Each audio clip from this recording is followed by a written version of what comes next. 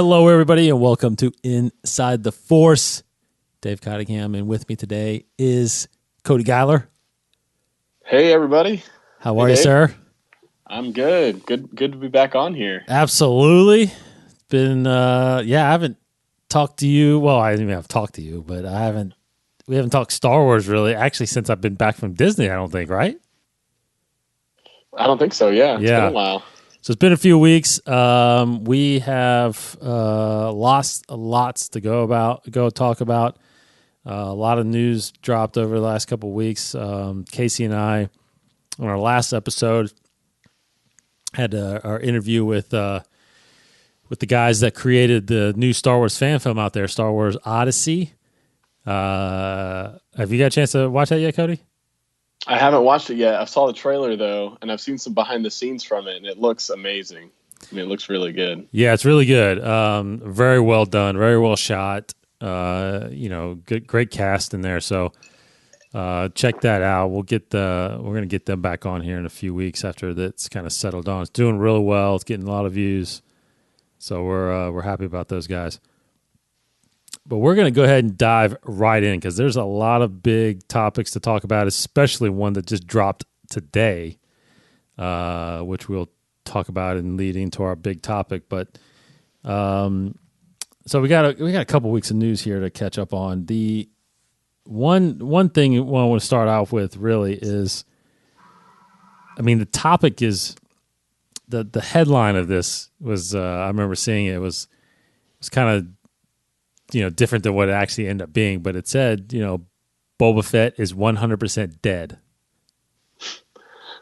So when so when you read that, it's like, oh man, so he's not coming, he definitely died in the Sarlacc pit, right? But it wasn't really actually referring to that technically. It was kind of saying, well, Kathleen Kennedy was basically said that yes, that is not going to happen. Whatever they had planned for Boba Fett as far as either a movie or a series or whatever, definitely not happening.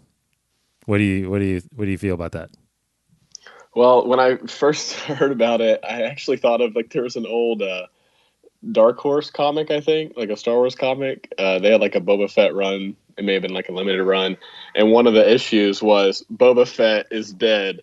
And they had like this iconic image of him laying there on the ground. Oh. But I think it was all this like ruse of like him like either faking his death. I don't really remember the actual story from the comic, but it made me think of that. I just thought it was kind of funny. But I mean, I think it's a bummer because they had announced, it was like right before Solo, the rumor that I think Hollywood Reporter put out about James Mangold possibly directing a Boba Fett movie. Yes. And for anybody who doesn't know, James Mangold most recently did Logan, which I think is excellent.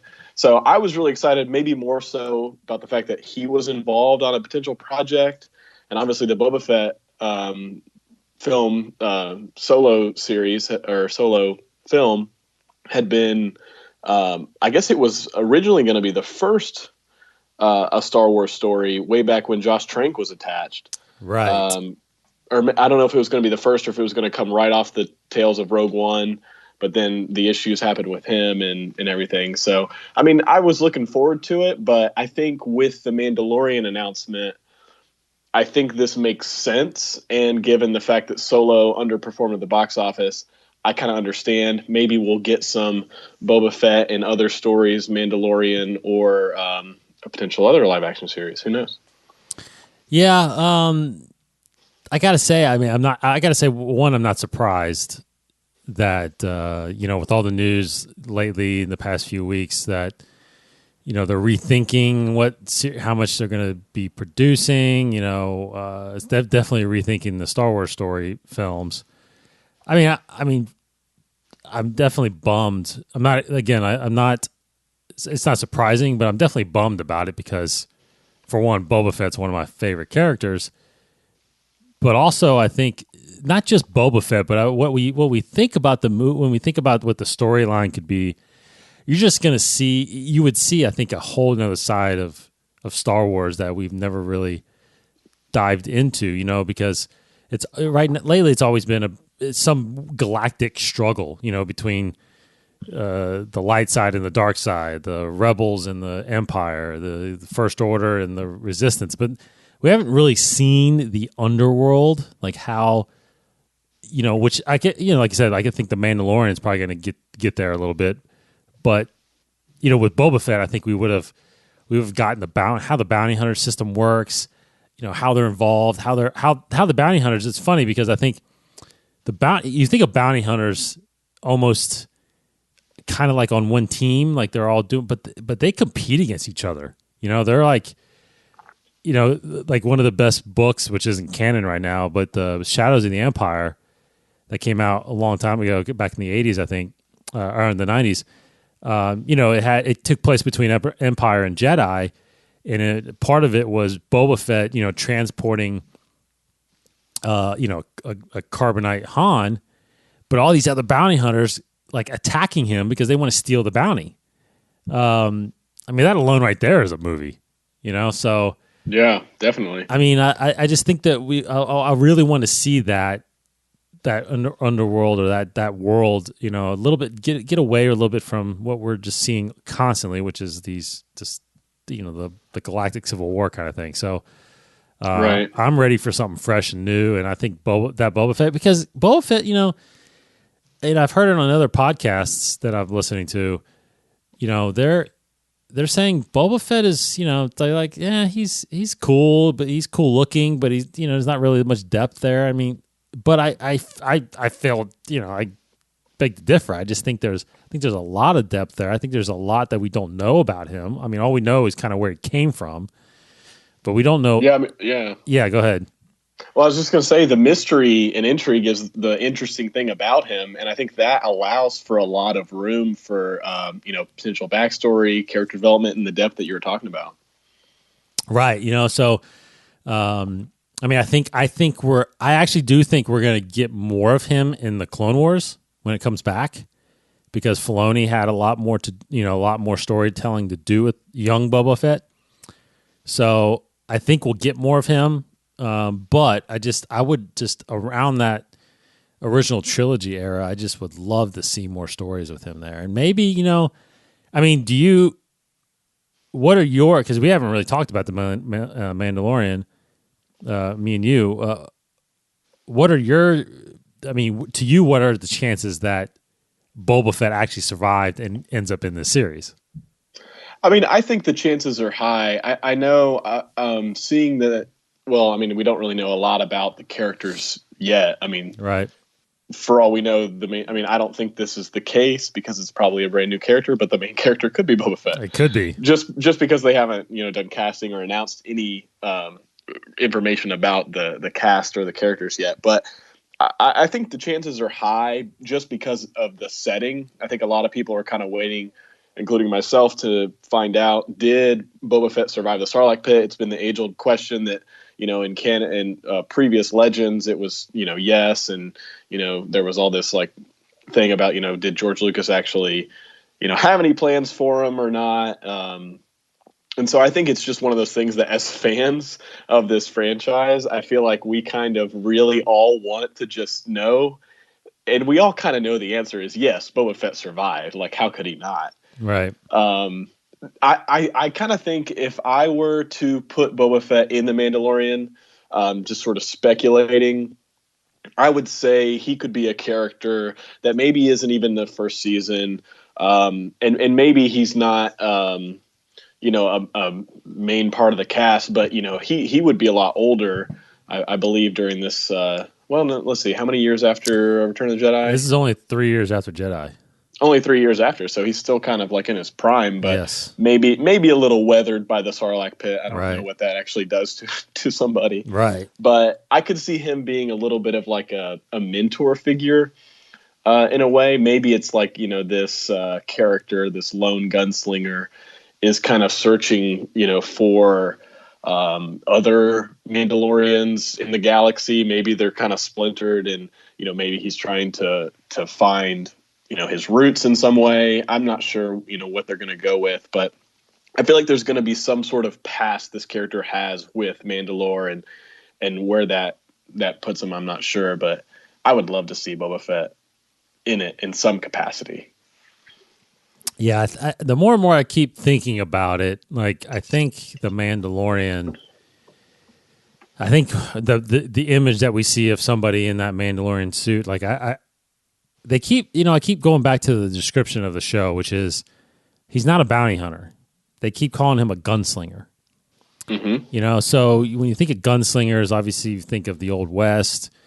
You think of just a loner that's kind of, going from town to town, kind of. But I feel like, and tell me what you think if this is. I feel like the Mandalorian is actually kind of the good guy.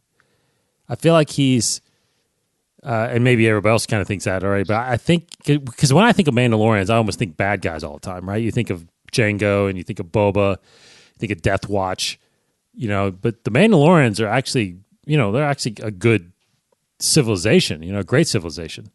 And they were good warriors. But I think, this guy is on the good side. I feel like I get that, like, it's funny. I think of like the Incredible Hulk series, the old Incredible Hulk series, where Bruce Banner kind of, in each episode, he pops up and just kind of helps whoever's in need, and then moves on, then moves on to the next town, and I keep thinking of that. I keep thinking of somebody that is wandering around the Outer Rim or, in the unknown regions and comes across situations and he just kind of gets involved and saves, so, and they keep talking about how it's Outer Rim, it's away from the Empire and all that, the galaxy, the conflict and all that stuff. So I don't know, a lot of people I've heard talk about, well, this is going to be great to see like the new formation of the New Republic, and I just don't know if we're going to see any of that. I just don't know if that even matters in this. I don't think we'll have connections to the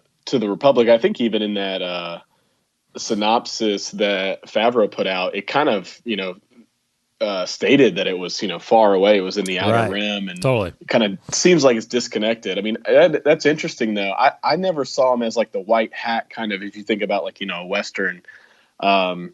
But I'm not sure. I mean, it could go either way. I would like that just as much. But I guess originally I just kind of saw the imagery and thought of Western and thought of him as this, maybe it's like a man with no name kind of thing. And, yes, he's kind of this gray figure that, maybe he's trying to find his place. And I don't know if he starts, maybe he starts good or maybe he starts a little more gray, as far as, is he good? Is he bad? And I just kind of saw it as maybe it was the connection with the casting rumor, because Pedro Pascal was rumored and nothing's really come of that now. Yeah. But his character in Game of Thrones is like this really charismatic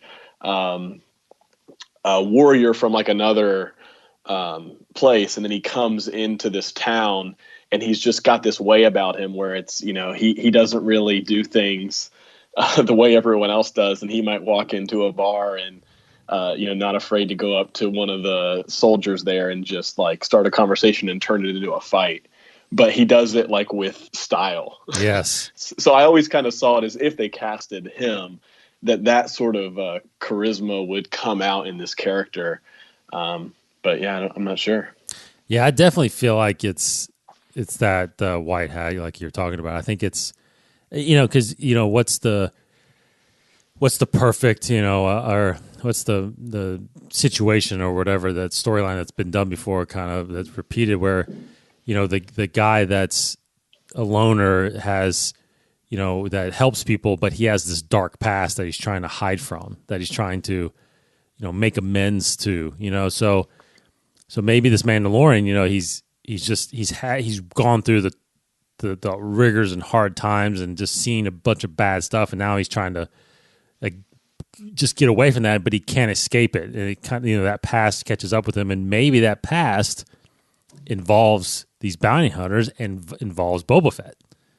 Like that's kind of where I, because again, that's the kind of common storyline that I feel like, with these wanderer type people. So, anyway, to me, that's a killer series. I'd watch that all day.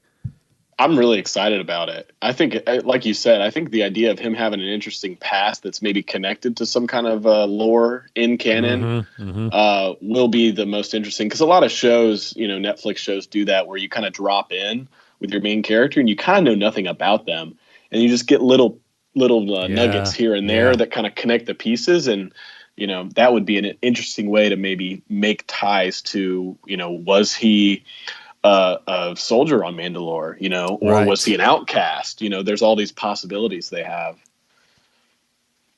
So exciting.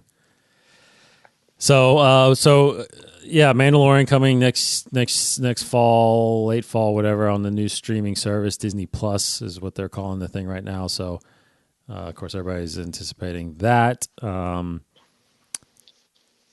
So next news topic, one of the books that I've been looking forward to just came out. I actually just picked it up today, so I'm going to start reading it. But it's Star Wars: Women of the Galaxy. Great. Let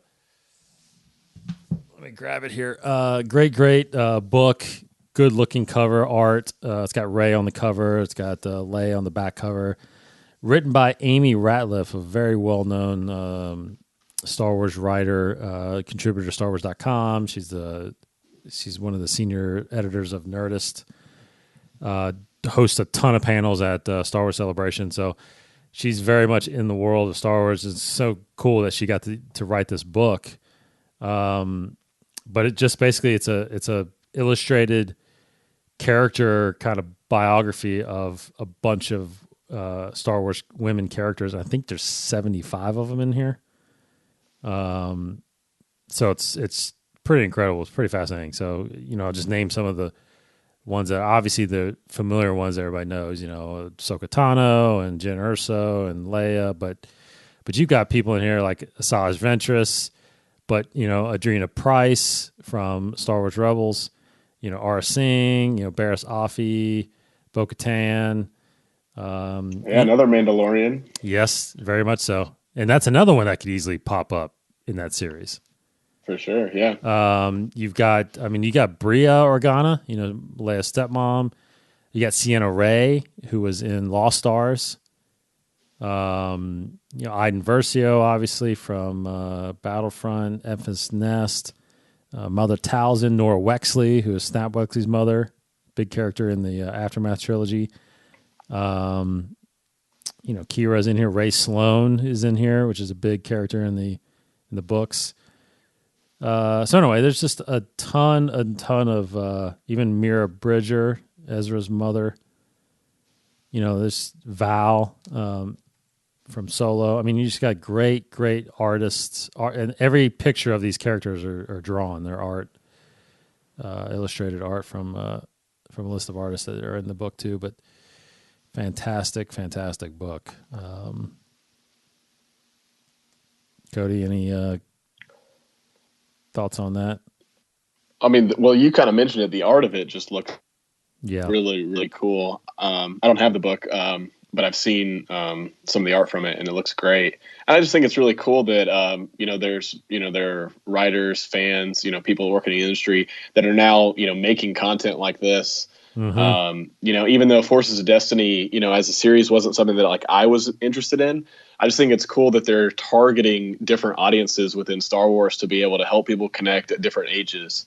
Because iconically, George Lucas, always kind of made Star Wars for 12-year-olds. I think he's been quoted saying that. And I think, back when, the prequels came out, a lot of those types of movies were targeted specifically at like 12-year-old or teenage boys. But, I think Lucasfilm has made a conscious effort to open that up to where, it's kind of for all audiences. And it just gives, more girls growing up a chance to connect with Star Wars, which is always awesome. Always awesome. And I totally agree with that. But I also, it's funny how, and not that everybody forgets, but like the foreword in this book, which is incredible, is written by Kathleen Kennedy. And the one thing she talks about in this, which is awesome, is she says that I'll briefly kind of skim over it, but she says that with the first film and the cultural phenomenon that followed, George Lucas introduced the world to Princess Leia, a character who stood apart from the most female leads of the day. With strength, courage, a quick wit, and grit, she could easily hold her own against the predominantly male cast, including Darth Vader. I was immediately struck by the possibilities of this universe, and the boundless storytelling potential, combined with a rare opportunity to explore several themes that have endured through the ages. I was captivated. So, people kind of forget that the lead in Star Wars at the time really was a woman, was Princess Leia.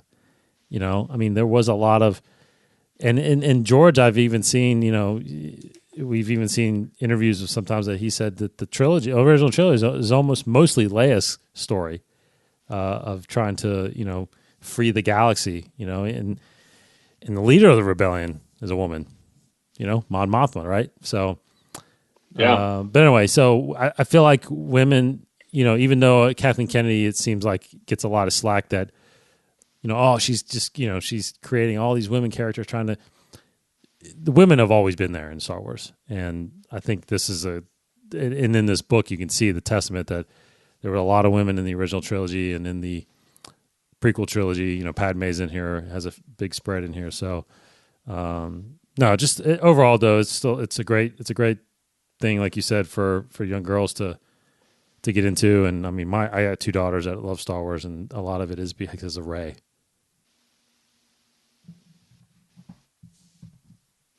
And actually, what was pretty cool is, I don't know if I got to show you these tomorrow, Cody.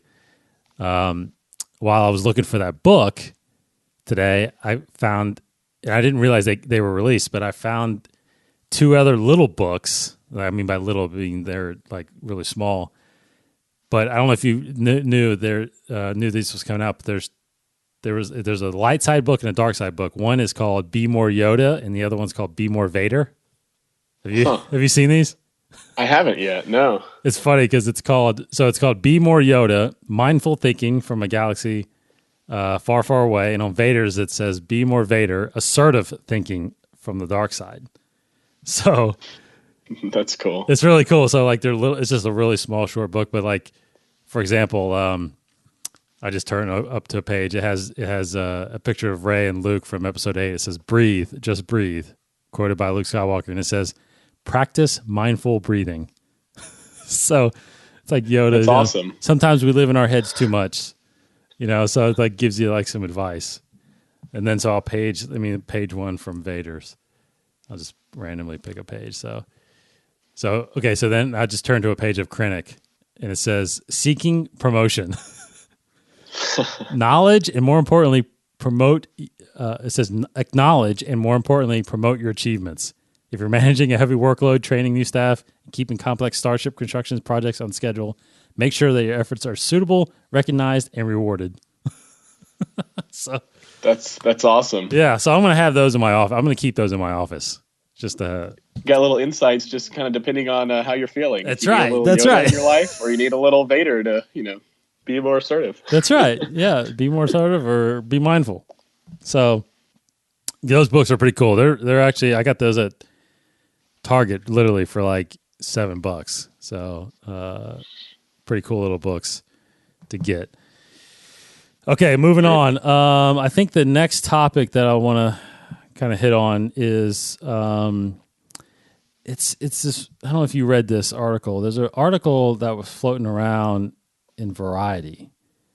And I want to pull it up here. It's claiming that the rumors are that Lucasfilm and Disney, ultimately Disney, they're apparently looking at Episode 9 as a course correction. They're labeling it as a course correction for Star Wars. So the article in Variety by Brent Lang and Matt Donnelly says that sources familiar with the potential deal with Abrams' ambitions are vast, and that the man behind Star Wars: The Force Awakens and the upcoming Star Wars Episode 9 is looking for the kind of deal that would include films, television series, digital content, music, games. So anyway, so also this part of this deal, part of this article too, is talking about how there's rumors going around that Disney is courting J.J. Abrams I saw this article Who? and I did read it. The J.J. Abrams shattering mega deal. Yes. So I looking for a $500 million mega deal Golly. to basically become the. I mean, and it's not really the thing about it is it's not really, they have a story group. I guess this would be he would be running the I mean everything. I mean he'd almost be running Lucasfilm, basically the creative director, if you can think, the chief creative officer. You got Kennedy in there, who's the president. But a lot of people are complaining. A lot of the complaints about Kennedy is that she's not a creative, which is completely not true because, I mean, she's a filmmaker. She's one of the best producers in the history of filmmaking. So she's got, filmmaking and creative talent. Now they're just saying that since she's trying to run a company, that you can't, commit all of your time to creative. Well, she's not focused on the story exactly necessarily in the creative in her creative role. But yeah, I see when they mentioned this deal, Abrams. I think they even said he still has a deal with Paramount where he did the Star Trek, the first two Star Trek films, and I guess he might have produced the third one with Paramount that maybe runs out in like a year or two. But I mean, I see this as maybe being a little more akin to that, but just, he would not just be a studio director. He would be a, director. He mentioned like music efforts, television, as a producer. So I don't know if he would actually have a role at Lucasfilm when this deal is done with Disney. It may even, include Lucasfilm and Star Wars future projects, but it might even be outside of that and have other IP outside of Star Wars for J.J. Abrams at Disney. Yeah, that's very true because like you said, it is a Disney thing, not a Lucasfilm thing necessarily. But I'm assuming a lot of it would be focused on Star Wars. I would hope so. I would hope that especially with them launching the Disney streaming Plus streaming service, that he would bring. They just announced now they have 2 live action series. Mm-hmm. They could get a third. That's a J.J. Abrams live action series, even if he's just a producer on it, right? And maybe just directs one episode or something. I mean, you got to imagine putting his name on something like that. It's just going to draw people to view it. So, I mean, I'm super excited. I'm a huge J.J. Abrams fan. Me too. I hope Disney can be the one to secure this deal, because I just see, the other studios, it would be great, but they've kind of got the package already rolling to where he's already worked with them on, 2 movies now. They're launching the streaming service. They do theme park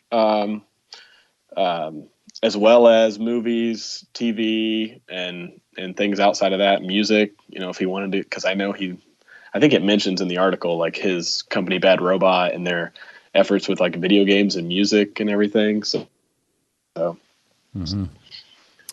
So the specific in the article, it basically mentions Disney one party wages is in the pole position since the company has a strong foothold with Abrams thanks to his work in the Star Wars universe as a writer, executive producer, and director. He's currently working on Episode 9, which has been billed as a course correction at Lucasfilm after spin-off films like Solo failed to meet the label's high commercial expectations.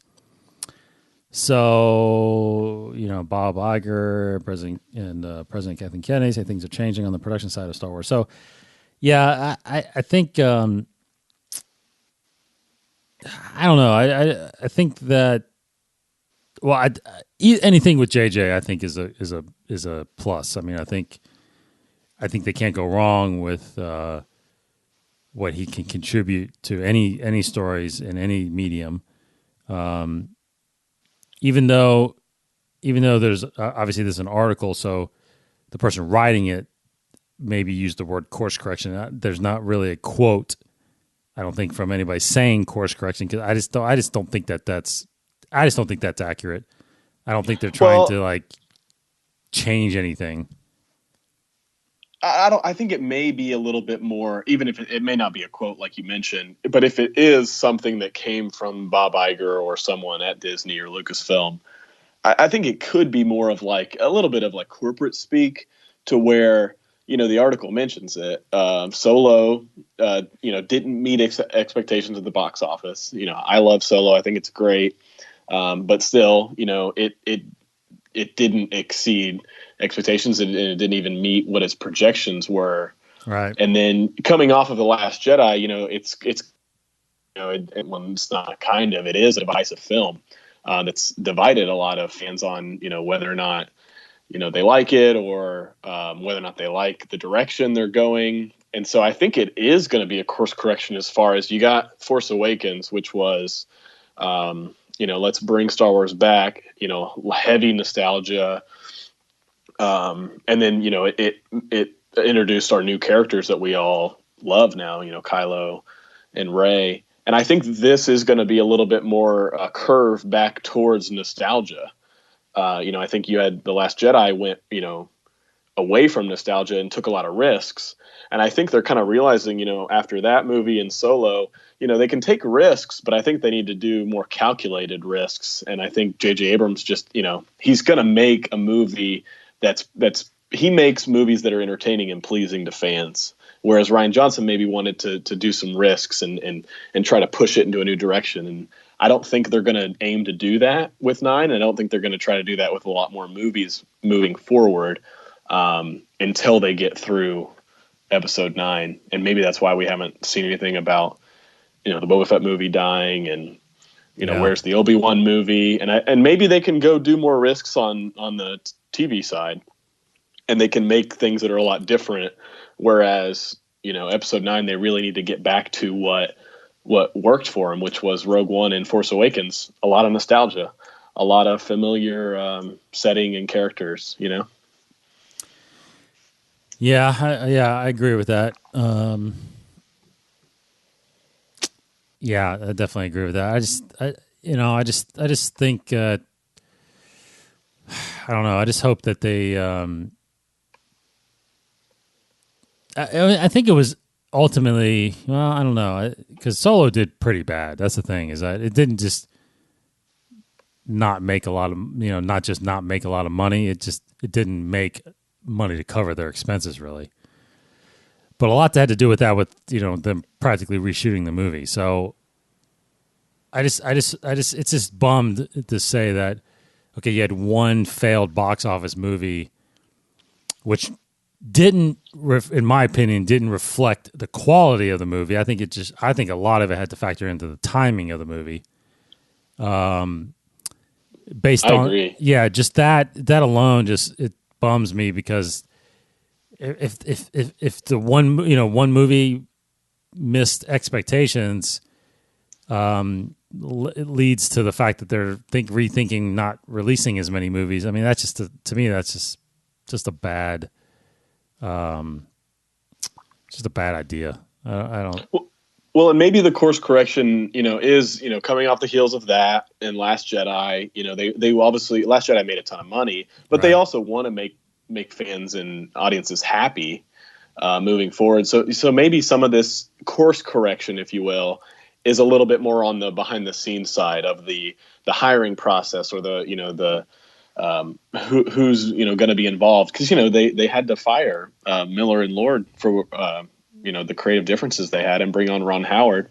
And Ron Howard made a really good movie, I think, with what he was given and what he shot. And he said that he'd want to work on a Star Wars movie again. I think a random quote from some interview he had. And, maybe this is more of a course correction with, where Iger and Kathleen Kennedy are going to go finding talent, because they've found really good talent for the films to date. Probably with Miller and Lord. I mean, I think they were super talented dudes. Yeah. And so maybe some of, this whole article that goes back to the Abrams deal is just them trying to get more of a grip on where they're headed, with the movies, with TV series, because, it could start to splinter off into multiple directions. You got Jon Favreau working on TV series. You got Abrams working on 9. You got a Rian Johnson trilogy possibly happening in the future. You got the Benioff and Weiss movie series. Now you got a whole nother TV series. So maybe it's just trying to get a grasp on some kind of consistency. Mm-hmm. Yeah, that's good. That's good. Okay, so we'll see, obviously where that comes. Now, did you know the other day, obviously they're not sticking to it, but the other day, I think it was November 5th, maybe 4th or 5th.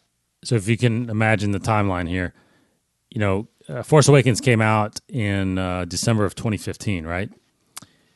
Mm-hmm. So on I think it was November 4th, 2014, so 13 months before the movie came out, the title for The Force Awakens came out. I think it was actually the 6th. The only reason I know that 6th, is because it's my birthday, and that's when the title came out. That's right. So it was an awesome present to have. That's exactly right. So they didn't do it this year. Right, Unfortunately, they didn't release. I got to remind Kathleen Kennedy that my birthday's the 6th, Yeah, no kidding. Somebody's got to tell her. Yeah, so definitely that was like... and then, of course, then we got the trailer, the teaser on Thanksgiving. So what's the chances we're getting something on Thanksgiving this year? Oh, man. I'm going to say the chances are low. That's like what my head's telling me, but my heart wants to say that we will get a teaser before the end of the year. Yeah.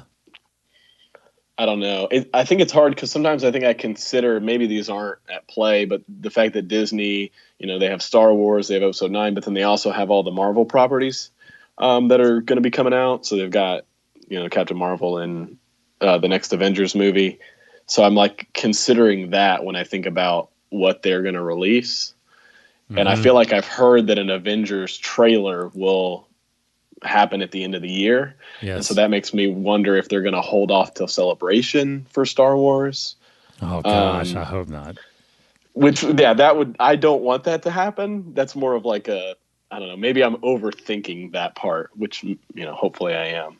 I would think because Star Wars is so much about family, and when, J.J. Abrams and Lucasfilm and company, I think, made a great decision to release a teaser around Thanksgiving. Maybe we could get something around Christmas time. You got, the holidays, you got New Year's, families, getting together. I just think that's a really good time to everybody's together, and a trailer happens, and then you're talking to your cousins and your aunts and uncles, and you're showing them a Star Wars thing, and then they're talking about, oh, I remember when I went to go see Star, and it kind of becomes this conversation and buzz. So I would love it if it was December, a year, just a year out. Yeah, and I truly think that that's when it's going to happen, because the big movie coming out around Christmas is the Return of Mary Poppins. So you can easily run it on that. And like you said, of course, Captain Marvel, I think it's February, right? I think you're right. And then Avengers is, of course, end of April, early May. So, yeah, and then Celebration's in April. So it's like... I think we get like I think by the end of the year, we get the JJ teaser where it's like very minimal, shots or one little quick teaser thing. Even like something as easy as like what he did for like not Cloverfield, but for Super 8, where it's like the train crashed and you saw like, the door bust off the thing, and that's it. So it's like this could be something like that where it's like just very mysterious, very quick and easy, but it's Episode 9. So I do definitely feel like unlike Force Awakens where the title was released and then the trailer, I think we get the trailer first that reveals the title. I think that would be perfect. Yeah. Because because of when Solo came out, I feel like the fact that this December is empty, you kind of need something Star Wars movie related to kind of keep everybody reminded, like, hey, this is coming kind of thing. Right. And I guess for Last Jedi, Rogue One had come out the previous December. Is that correct? That's right. Yep. So that would make sense why they didn't have anything released until was it until Celebration For Last Jedi? when we got the teaser? Yes, it was. Okay. You're absolutely right. So, I mean, I feel like because Rogue One came out, that's probably why they had to not delay, but that's why they had it scheduled there. So hopefully. Wait, what's the teaser? Did we get the teaser? Yeah, because we didn't get it on Rogue One. Yeah. That's what I thought. Yeah, you're right. I don't think we got anything until after Rogue One came out. And the same for Rogue One. We didn't get anything from Rogue One until after Force Awakens came out. And it was like later that April or something like that on Good Morning America, they released the first teaser for Rogue One. Because April was when everything was going to Blu-ray, so they were waiting till it fully released, right? Yes, right. And then now we don't have anything to wait on, really, Yeah, see, and again, going back, I think that was a mistake for Solo. Like, I would think if Solo was coming out next month, you'd have a much more anticipation for it. Having waited this whole year to see it, I mean, we didn't even get marketing for it until, like February. Yeah. And then 3 months later it was out. And I think when you're competing against Avengers, and Deadpool, it's like, it was just meant to fail as far as box office numbers. But so, yeah, if you would have waited and put it out in December, I think it would have just done a ton better.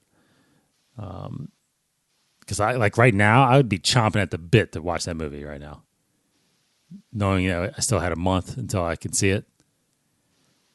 Oh yeah, you know what I mean? Definitely. Yeah, if we had all summer to watch just the trailer of Solo, I mean, it would have done so much better first weekend in on December. I mean, we would have rented a whole theater like we did the last 3 years. So we would have helped the box office.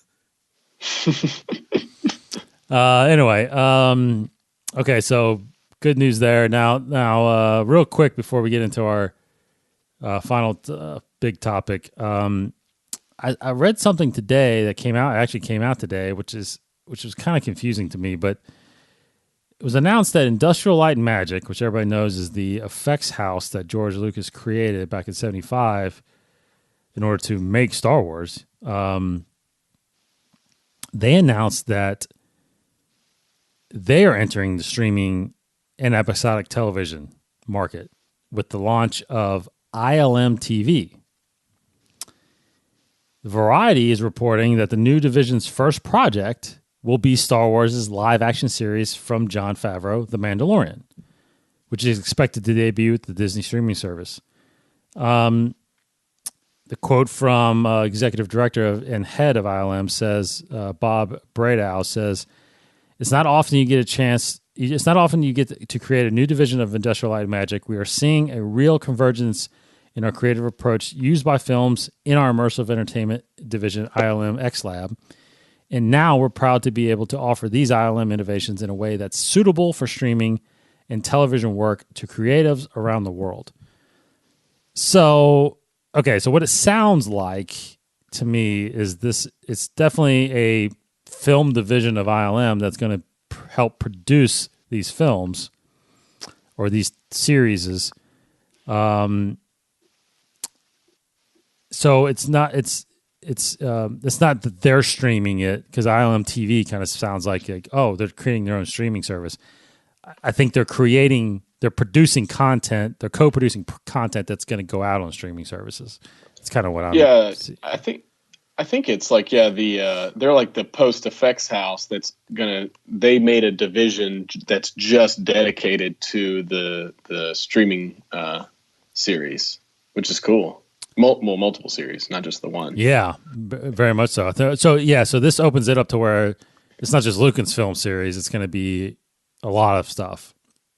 Well, didn't ILM X Lab create some kind of technology they were going to use on this on the Mandalorian to be able to view Some, maybe it was like lower poly, like effects or something. I'm not sure how it works. I don't know. Maybe to be able to view effects on set while they were shooting. I think I remember reading something. I'll have to probably fact check that and get back to you. But I think they were developing some kind of technology they were going to utilize during production. Yeah. Well, didn't they do that? Didn't they do that in Solo? Like when in the cockpit shot of the Millennium Falcon, because they had these big screens on the outside, so it wasn't just green screen; it was actually like space. Like all those shots from the Falcon cockpit are actually practical screens. It wasn't green screened or blue screened. Mm-hmm. I think they did that. So when they showed them going into hyperspace, like the actors actually saw themselves going in hyperspace, which I think is killer for actors, as well as just getting the light effects come through the cockpit and stuff like that. I think it was brilliant to do that. Yeah, and I think what the one that I read, I think it had to do with being able to view like effects in camera.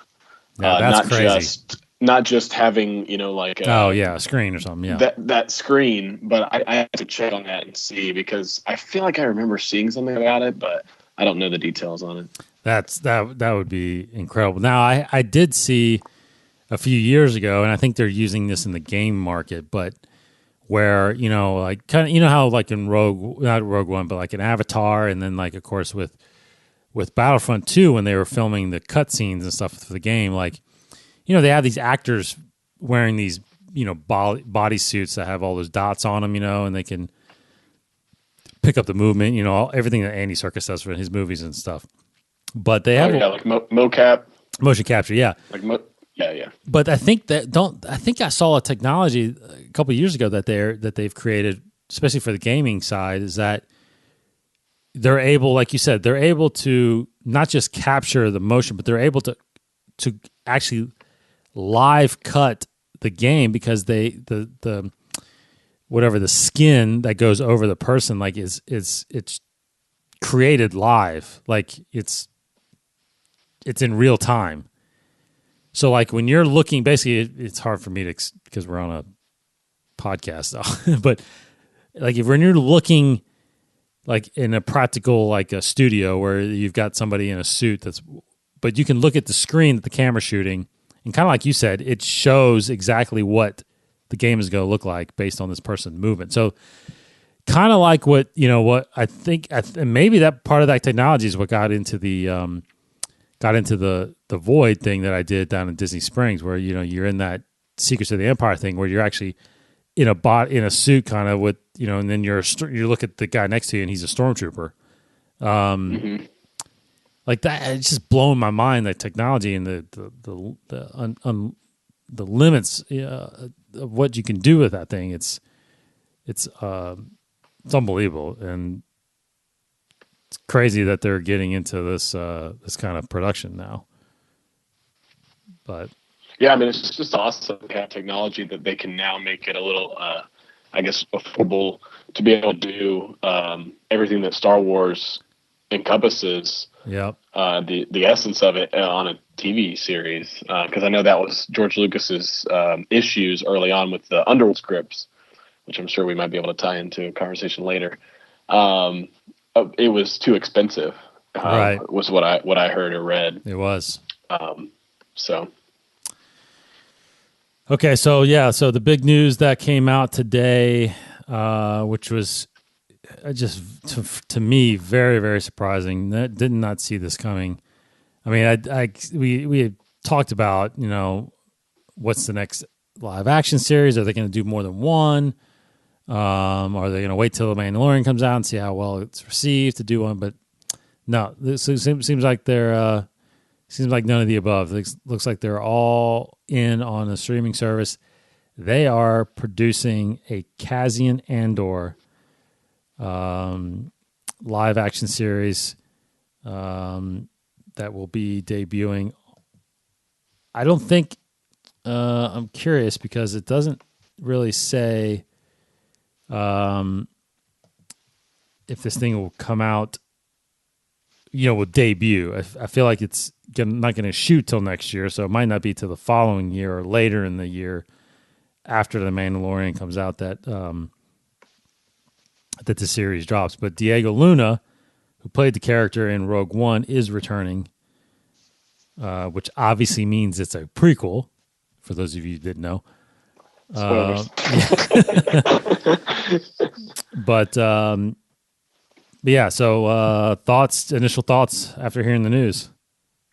I mean, like you, I was shocked, to be honest. I kind of, I think we had gotten some updates the last time Disney did their earnings call. Maybe it was when we learned about the Benioff and Weiss movies and Rian Johnson getting his own trilogy. So I feel like Bob Iger is just now like every year at the end of the year, he's going to drop some new Star Wars knowledge on us, which is kind of awesome. Right. But yeah, I mean, I didn't expect them to announce a TV series while they've got The Mandalorian in production. And I definitely would have never guessed if you said they've got a new TV series. Not to say it would have been the last person, but I would have never guessed that it would be Cassian. But it's exciting. He's a fantastic actor.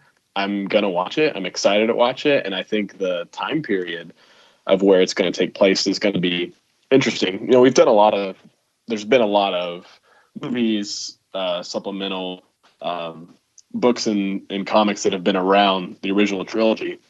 But I think this could get us into a different kind of setting. You were kind of mentioning it when we talked about the Boba Fett movie getting axed, but this series could get us into that underworld, that lower levels, maybe into some of the more seedy parts of the galaxy, because of Cassian being a spy and what we saw in Rogue One, and especially where we saw him, where we first had him shooting that guy in the opening scene. So he's clearly involved in a little bit more, I guess, not so friendly people. Yeah, that's right. Yeah, it's cool that you mentioned that, and they mentioned that it's kind of like The Mandalorian was categorized as a gunslinger out there in the galaxy. This is literally characterized as a spy thriller, which it says the rousing spy thriller will explore tales filled with espionage and daring missions to restore hope to the galaxy. So, kind of like a James Bond guy that's out there, just undercover, getting intel. I don't know. I think that's it's a really cool take on it. I think it'll really define who this person is. I do, I think about it too. I'm like, I think one of the best parts of Rogue One, which is arguably one of my favorite, if not really truly favorite Star Wars movie. Love Rogue One. But I think one of the best parts of that movie is how well they make you really care about these characters, and how well, even though it's only a 2-hour movie, how well we feel like we know these characters. From the very first get-go of Cassian in that movie, he, mercilessly kills somebody, and just to keep a secret.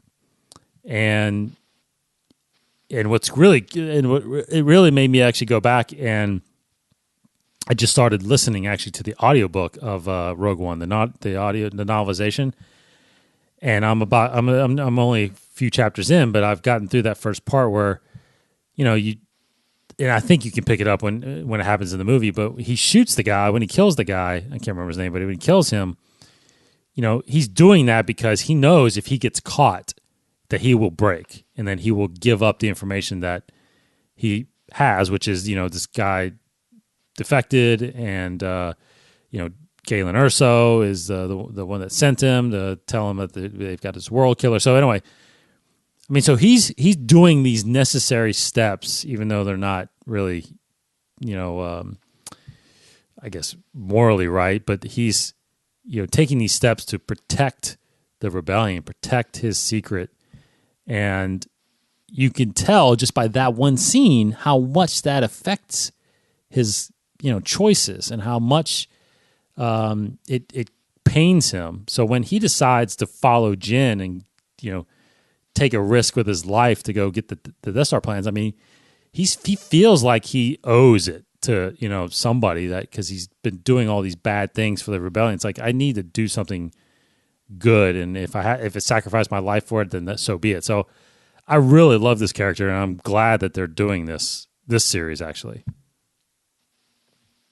Yeah, I mean, I think you hit the nail on the head with how Rogue One developed really awesome characters. You look at the success it had, and then you kind of compare it to Solo, and just looking at the spinoff films they've done, Cassian and the rest of the cast in Rogue One. I mean, he really did have this really interesting character development throughout the movie, because he was put in that position where, he's got his superior officer telling him, if he gets a chance to take out Galen, and he's having to keep that information from Jin. Right. And I mean, it's just really good storytelling, I think. So, and then with a spy show, I mean, kind of like James Bond and, like other things, like you mentioned, I mean, you've got endless opportunities. Each episode could just be another mission. How many missions has he done for his rebel cell? And I guess it depends on where it falls in the timeline, which is kind of interesting. I don't know what you think. I mean, if you have any guesses of where it could fall, but it's going to be before Rogue One. Yeah, I think the actor, I guess, couldn't be too young, but no, I think it's during like the Rebels era, Star Wars Rebels. You're within that 5-year range before Rogue One. Because if you remember in Rebels, that started about 5 years before Rogue One, and the Rebel Alliance wasn't actually formed yet. You still had these pocket of cells of rebellions going on, and it wasn't until I think the end of season 2, maybe, or maybe start of season 3 or something like that, was when they actually got together and formed the alliance and formed the treaty. And the episode with Mon Mothma. Yeah, is that the one you're talking about? Yeah, I think that was the end of season 2. So this would have to take place before season 2? No, I'm actually starting to recant my answer. I think this probably takes place right after the formation of the alliance. So maybe about 3 years before Rogue One. During the last couple of seasons of Rebels, because I think they have to have the base established on Yavin. Because I think that's where he's working out of, kind of thing. But I mean, he said he's been fighting this fight since he was 6 years old, right? I mean, but I think we find out now. Where did I read that at? Or I thought I read something that that revealed that Cassian was actually. Did it say that? No, I don't know. See, I don't want to say it. I don't want to say if I'm wrong, but something about that he was actually part of the. Well, him and his family was actually part of the Separatists, and I think you're right, because where did I read that at, or where did I hear that from? I haven't read these. There's a comic about Cassian and K2. I don't know if there's anything about him in any of the. I don't think there would be about the book, Rebel Rising. Maybe he's not in Rebel Rising. Okay. Now I had not read fully that book. You're talking about that comic, so maybe there's a mention in that. But yeah, so I think there's always been conflict in his world and his family. So I think somewhere, I don't know. I just think that he's been growing up in this, and yeah, I think at some point, maybe while we're in kind of whatever the present of the show is, the present time, maybe there's some flashbacks when he's kind of younger, and you kind of see things that lead. I don't know, kind of like I don't know if you watch Arrow, but kind of like Arrow, kind of like There's some Yeah, flashbacks that kind of build his I could see character. that. You know what I mean? Yeah. Well, I mean, that could be interesting too, is if they, because I don't know how much backstory we've got. I mean, I can see here on the Star Wars Wikipedia that there is some little bit of backstory on him, but I don't know how much of it's actually flushed out. It could be one of those things where, kind of like a lot of TV shows, they plop you in. You know as much as you know about the character from Rogue One, but you don't know, how he got to where he is, and maybe they can visually kind of just give us some callbacks to his troubled past, why he's the shoot first kind of guy and why he doesn't trust people Right. or whatever. Yeah.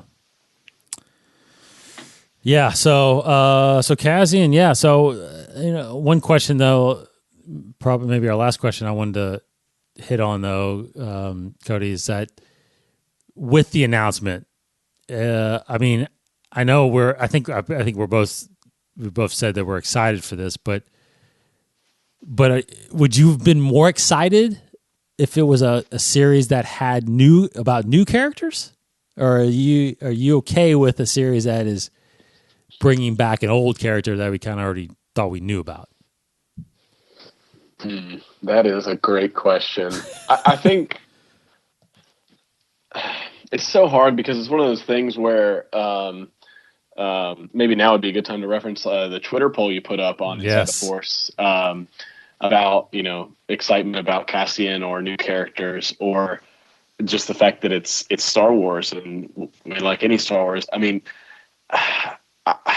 that's I feel like that might be a cheat answer if I just say that I'm excited about any show about Star Wars characters because we haven't had any yet.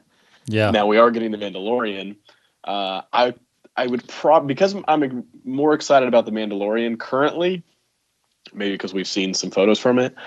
I would probably rather have new characters, and I think a part of this even goes back to the success they had with Rogue One that you mentioned with characters like Cassian. Yes. And why I love a character like him is because he was new, and I didn't know anything about him. I didn't know his motivations. I didn't know, that he was. I always thought, the rebels, you grow up, they're the good guys. They're the good guys in the orange jumpsuits that, Yeah. are always good, and they don't have any, they didn't grow up in, maybe, they grew up under the Empire, but you didn't think about them growing up, as Cassian mentioned, where he was fighting since he was 6 years old, Yes. I don't know. I mean, I wouldn't have necessarily wanted a show about new characters in this time period. But I welcome the fact that they've got an amazing actor, and I'm really excited to watch it. How about you? They do have an amazing actor. I mean, honestly, you can't do the show without him. I mean, I think every Star Wars fan would be like, you can't recast, Cassian. So that's the big catch, is you can get somebody like him to come back. Absolutely. I like you said, the Twitter poll I just put out before we started recording, right now, by a very slim margin, by 1%, 37% have answered, I just want Star Wars. 36%, so 1% is versus 27% are in favor of wanting the Cassian Andor series versus a series of just new characters. So right now that's still going on. And I'm like you. I'm in that front where I'm like, look, I just want Star Wars. So, I will enjoy it. I will enjoy the Cassian one. I'll definitely enjoy the Mandalorian one. Now, if you were to ask me if Lucasfilm said which one would you rather have, I think I would want to explore new characters. I would. I like you said, I think that's what was so great about Rogue One. That was what I think was so great about Star Wars Rebels. Even though there were familiar characters in there, the main characters like Hera and Kanan and Ezra and Sabine and Zeb. I mean, those are new prominent characters now that we centered great stories around. So, I definitely like the new character stuff. Like I'm so so interested and intrigued on when, or like, just skipping, kind of getting off topic a little bit, but like, when is the Rian Johnson trilogy going to take place? When is the Game of Thrones guys, when they're going to take place, and hopefully those are all new characters. Because I just want, it's such a big galaxy. I just want to explore it more. That's all. That's kind of what I think. I don't know. Yeah, I mean, I think it will be interesting to see going back to a familiar setting. I mean, the one interesting thing we don't have to really dive into, but the possibilities, even in a familiar setting, are endless. Even with some of the new movies and material. I mean, if we're looking at 5 to 3 years before Rogue One, I mean, we've got characters running around like Han Solo, played by Alden. We've got Enfys Nest. I was talking to Casey earlier today, and he mentioned Darth Maul. Yeah. If they don't make a Solo sequel, or if they're hesitating on the movie front, they've got all these characters they've kind of put in this timeline that's original trilogy era. We could get, You're right. Cassian having a run in with the Crimson Dawn, or Enfys Nest and Saw Gerrera. I mean, there's just all these. I'm so excited to see what the cast is going to be for the show, because you got to think there's got to be, Mon Mothma, Bail Organa popping up at some point, Yeah, totally. I agree with you completely. Yeah. I guarantee it. I think they, speaking of Mon Mothma, I bet you they lined up. I think her name is Guinevere Riley, I think is her name. That plays. Yeah, she's great. She is great, and I don't want to misspeak about her, but yeah, Guinevere O'Reilly. Wait, is Guinevere O'Reilly the original? God, I think she's the current one. She was in Guinevere O'Reilly is the one that's currently playing her in Rogue One and voiced her in Rebels. Yeah. So anyway, yeah, I feel like she could come back and definitely play that role. I mean, it'd be awesome to even get like Jimmy Smits, right? Yeah, you have to, right? Yes, totally. And then K2. Now that was actually a question I was going to say. Is K2 in this? Oh, I think he has to be, because I guess it depends on how early. Now, if this goes before he found K2, okay, you could do it that way, and I guess I'd buy it, but I'd be a little bummed. But if you get K2, now you've got this like spy buddy cop kind of thing going on, which would be super fun. And you got to have Star Wars is always about, I know that's like a spy thing, which spies usually operate on their own, but Star Wars always has like that crew that gets together. Yes. On a ship. Yeah. So I feel like if you at least put K2, you could kind of have this revolving door of characters, throughout the series or seasons. Well, actually, what would be interesting is the first few episodes is how he gets K2, because he's an Imperial droid. Yeah. So you could show them, whatever, capturing him and then, changing him or whatever. And now here's an interesting thing too. If you think about Star Wars Rebels, and around the time, like I said, if this kind of takes place shortly after they establish on Yavin, who ended up coming to Yavin from Rebels? Hera. No. Think about who defected and went to Yavin. Agent Kallus, right? Oh yeah. So you could have a live action Kallus, kind of maybe doing things with. What? So Kallus was still in the Empire until the end of season 3, roughly. Okay. Which is just depending on that timeline, correct, of when this takes place. Yeah, that would be cool. Because I think he left, and then when he defected, basically they sent him to Yavin, where they, because remember when they show up on season 4, beginning of season 4, that's when the first time we see Yavin, and he's there greeting them. So somewhere around, and he's not in a lot of season 4, so maybe during season 4 is a lot of when this Cassian stuff happens or whatever, and he shows up. I mean, or how awesome would it be to see the freaking ghost, right? I mean, that's the thing, is if this takes place during Rebels, I mean, you've got any of those characters could pop up in live action. That is, now I'm getting really excited. Now I'm getting really excited. Because you gotta do that, or not BB-8, but a Chopper, walking around. Well, they've already done, which they've done already. Chopper robot, so that's bound to happen. Oh man, then I mean, so I think Casey was telling me this earlier, that Cassian is a fulcrum. As far as like his network of spies, like he was a fulcrum. He was like yes, he was a fulcrum. I don't know if he was the like original, like the one who started the spy network. No, or if that was Ahsoka. Ahsoka, I think, was the first fulcrum. Okay, because in the Ahsoka book, I think they created the code name Fulcrum. Her and Bail. Okay. So I think she was the first fulcrum, but he is a fulcrum. There's multiple fulcrums, right? So, yeah, I mean that would be cool, because even if you don't get live action Ahsoka, which you might, you definitely could. You could do her voice or some kind of hologram, some kind of like fulcrum conversation. Yep. Wow. Yeah, that is. I mean, that's awesome. Okay. Yeah, I'm getting excited.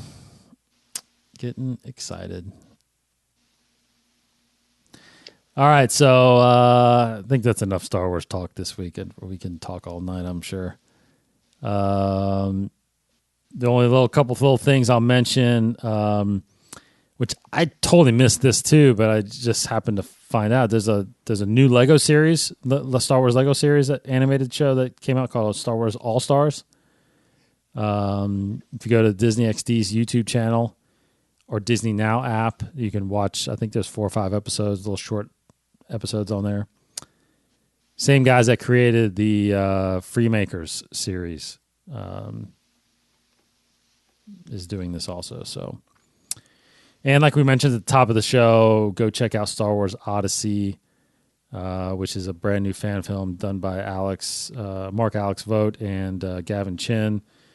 They go to the YouTube channel and just search on YouTube Odyssey, Star Wars story.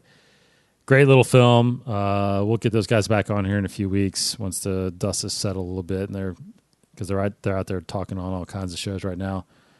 So go check that out and give them some love, because it's a very big effort for them. All right, Cody, what else you got? Anything else you want to mention? I think that's about it. I mean, I'm just really excited for The Mandalorian and for the Cassian show, the yet to be named Cassian show. The yet to be named, right? Yeah. And a quick reminder, in April of 2019, Star Wars Celebration is coming to Chicago. We are 153 days away from Star Wars Celebration. Hopefully, and I think we're supposed to find out this month if we're going to be doing our show from the podcast stage there. We'll let everybody know as soon as we know. But that was a really, really good time when we did that in Orlando when was that? 2017? Yeah, 2017, right? Yeah, okay. Last April, yep. All right. We appreciate everybody listening. Go to InsideTheForce.com to check out all the other shows we got. These shows are actually, I'm putting these up on YouTube now, even though I didn't video this. I am putting these up on YouTube now, so people that are subscribed to our channel can listen there. We're trying to put more content up there. And, of course, check out Cody on Twitter at Cody Geiler. I'm decoding him 2-1. Casey, I'm sure, will be back here next week. Cody will be back here as soon as I can keep getting him on here. And we got a lot more Star Wars to look forward to. So, Cody, appreciate you coming on the show, man. Yeah, thanks for having me. Loved it. Love talking Star Wars. Absolutely. See you tomorrow. Everybody else, check out the show and check out the sites. Thanks for listening. May the Force be with you.